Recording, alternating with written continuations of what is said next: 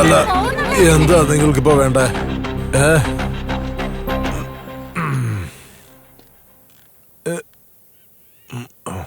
നിങ്ങളാണോ കോക്കാനഗറിലെ ജനങ്ങള്?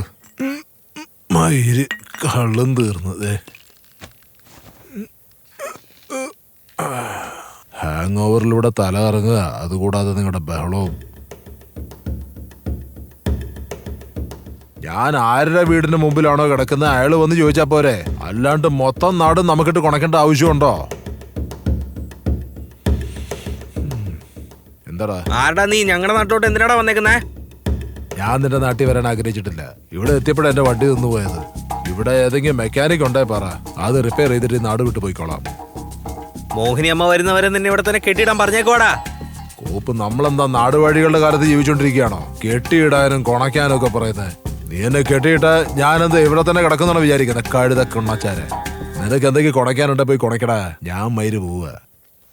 നിനക്ക് എന്ത് ധൈര്യം ഉണ്ടെങ്കിൽ ഞങ്ങളുടെ സ്വാമിയുടെ ഉത്തരവിനെതിരെ നടന്നിരിക്കും. ആരാടാ അവൻ? ഏതോ മൈഗുണാശനാണെന്ന് തോന്നുന്നല്ലോ. വെറുതെ എന്റെ കൈ മെനക്കെടുത്താണ്ട് പോവാൻ പറഞ്ഞേ.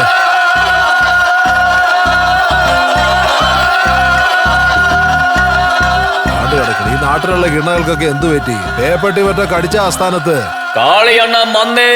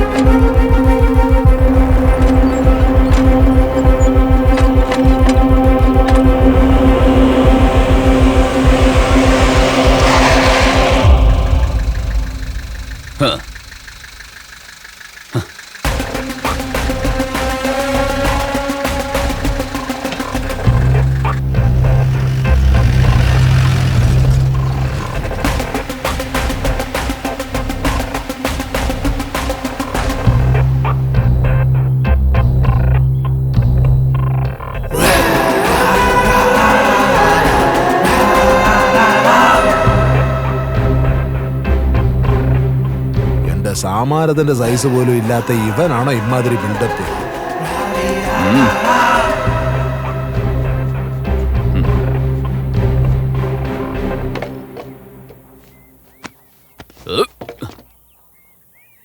ഈ ഗ്രാമത്തെ നാണം കെടുത്തുന്ന കണ്ടിട്ട് ഈ കാളി വെറുതെ ഇരിക്കില്ല. ആയിക്കോട്ടെ, താൻ എന്ത് ചെയ്യും? നീ ഈ ഗ്രാമത്തിന്റെ നിയമങ്ങൾ തകർത്ത് പോയാലുണ്ടല്ലോ, ഈ മുഴുവൻ ഗ്രാമവും കാണിച്ച് നിന്നെ കൊന്നുകളയും. മയിര്, എന്റെ മുമ്പിൽ നേരെ നിന്ന് എന്നോട് സംസാരിക്കാൻ തന്നെ നിനക്ക് സ്റ്റുഡന്റ് ആവശ്യമുണ്ട്. നീ എനിക്കിട്ടുണ്ടാക്കുവോ?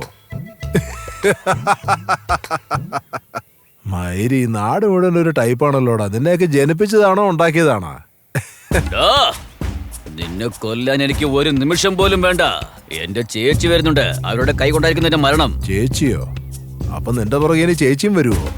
എന്റെ ചേച്ചിന് മുമ്പ് നീ ഇങ്ങനെ സംസാരിച്ചിട്ടുണ്ടല്ലോ, നീ ചത്തുകളയും. എടാ മല്ലി, പാടവിടെ. പറഞ്ഞോളൂ. മോഹിനി അമ്മ വരുന്നത് വരെ തന്റെ വീട്ടിലവനെ അടച്ചു വയ്ക്കുക. ആള് ചരക്കാണെങ്കിൽ ഓക്കെ, ലെറ്റ്സ് വെയിറ്റ്.